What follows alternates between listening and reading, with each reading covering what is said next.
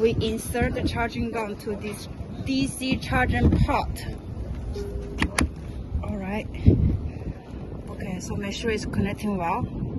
And then we turn on this adapter. Click here. Okay, so it's on. So until this stage, we complete the connecting.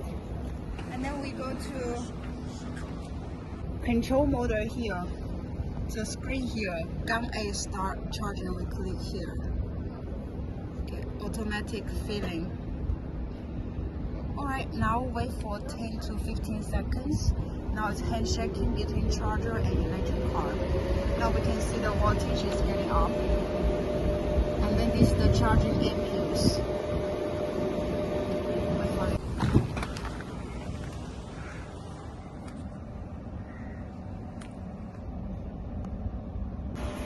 Now we can see from the screen, the charger voltage is 464 watts and the charging current is 35 amperes.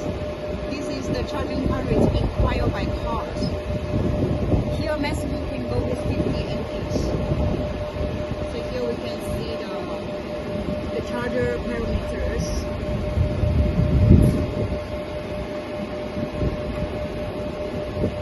Here we can monitor the batteries inside the charger.